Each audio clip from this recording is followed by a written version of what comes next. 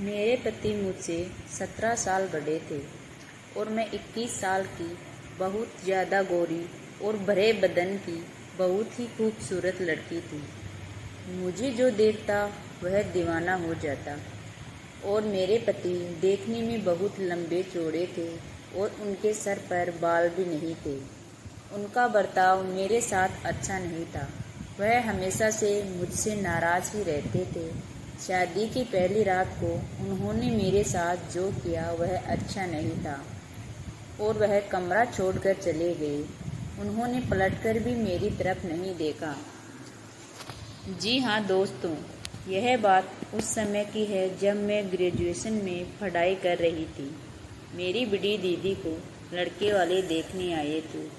उन्होंने मेरी दीदी को पसंद कर लिया और शादी फिक्स कर दी। मेरे माता पिता और हम लोग भी बहुत खुश थे इस शादी से। यह हमारे घर की पहली शादी थी, इसलिए हम सब लोग बड़ी धूमधाम से शादी की तैयारियों में लगे हुए थे। आखिरकार शादी वाला दिन आ ही गया। घर पर बारात आ गई।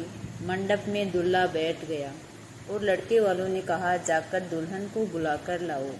हम सब लोग अपनी दीदी को बुलाने उनके कमरे में गए, लेकिन जब कमरा खोलकर देखा तो हम सब लोग हैरान रह गए। वहाँ पर दीदी नहीं थी। वहाँ पर सिर्फ एक लेटर मिला जिस पर लिखा हुआ था, पूजनीय पिताजी और माताजी, मैं यह शादी नहीं कर सकती। मैं किसी और से प्यार करती हूँ और मैं घर छोड़कर उसके साथ भाग रही हूँ, इसलिए मुझे ढूंढने की कोशिश मत करना।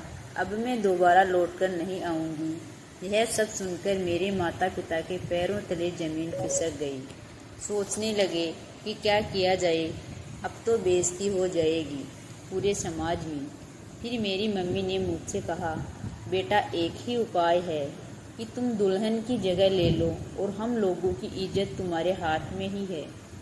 मेरे तो कुछ समझ में नहीं आ रहा था कि अब मैं क्या करूं। मैं मम्मी को ना भी नहीं कह सकती थी क्योंकि हम लोगों की इज्जत का सवाल था। इसलिए मैं दुल्हन के कपड़े पहनकर मंडप में बैठ गई और मैंने यह शादी कर ली। मैं यही सोच रही थी कि जब दूल्हे को पता चलेगा तो क्या होगा। मैं घूंघट ओढ़कर अपने ससुराल में बैठी थी। रात को जब दूल्हा आया और उसने घूंघट उठाया तो पूछा, तुम तो उसकी छोटी बहन हो, तुम यहाँ क्या कर रही हो? जाओ अपनी बड़ी बहन को बुलाओ। मैंने अपने पति को सब कुछ सच सच बता दिया। यह सुनने के बाद वह बहुत तेज गुस्सा हुआ और मेरे मुंह पर 2-3 थप्पड़ लगा दिए और मैं वहीं पर गिर गई। मेरे बहुत तेजी से खून निकलने लगा, लेकिन उसने मेरी तरफ ध्यान नहीं दिया और बहुत चिल्लाया और कमरा छोड़कर बाहर चला गया। मैं रात भर रोती रही और मैं कर भी क्या सकती थी। आखिरकार गलती हम लोगों की ही थी। ऐसा कई महीनों तक चलता रहा। उन्होंने कभी भी मुझे एक्सपेक्ट नहीं किया। इसी कारण आज तक हम लोगों का कोई बच्चा भी नहीं है। मेरे पति बहुत अमीर थे। उनके पास पैसा, दौलत, सोना चांदी बहुत है, लेकिन बस हम लोगों के पास सुकून नहीं था। हम लोग जब भी बाजार जाते थे तो लोग मुझे उनकी बेटी समझ लिया करते। यह देखकर वह मुझसे और भी ज़्यादा जल जाते, इसलिए वह मुझे कभी भी अपने साथ लेकर नहीं जाते थे। एक दिन मैंने पड़ोस में एक लड़के को देखा जो मुझे घूर रहा था। मैंने जब ध्यान से उसको देखा तो यह वही लड़का था जो मेरे साथ मेरे क्लास में पढ़ता था। उसका नाम रोहित था। हम लोग कभी एक साथ बैठकर बात कर लिया करते थे। मेरे पति से तो मेरी हमेशा लड़ाइयाँ ही होती थी। पूरा मोहल्ला हम लोगों पर हंसता था और हम लोगों की लड़ाइयों को देखकर मज़े लेता, लेकिन केवल रोहित ही था जो मेरे दुख दर्द को समझता। एक दिन मैं और रोहित घर के बाहर खड़े होकर बात कर रहे थे।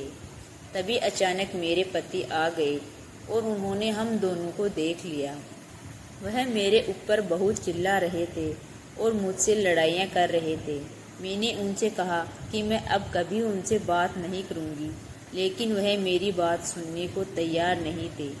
बहुत ज़ोर ज़ोर से चिल्ला रहे थे, जिसकी वजह से उनका बीपी बहुत हाय हो गया। वह चिल्लाते हुए जीने की तरफ जाने लगे। तभी उनका पैर फिसल गया और वह जीने से फिसलकर सीधा नीचे गिर पड़े। मेरी तो समझ में नहीं आ रहा था कि अब मैं क्या करूं। मैंने सोचा क्यों ना राहुल की मदद ली जाए। कोई और मोहल्ले वाला तो मेरी मदद नहीं करेगा। इसलिए मैं तुरंत ही अपने पड़ोस से राहुल को बुलाकर लाई और हम दोनों तुरंत उनको हॉस्पिटल ले गए।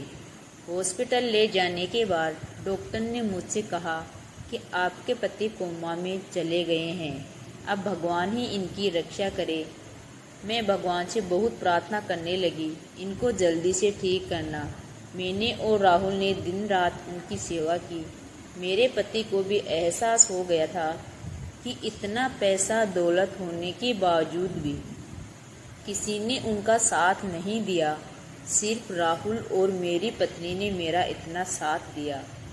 एक दिन डॉक्टर ने मुझे कॉल किया और कहा आपके पति होश में आ गए हैं, जल्दी आ जाइए।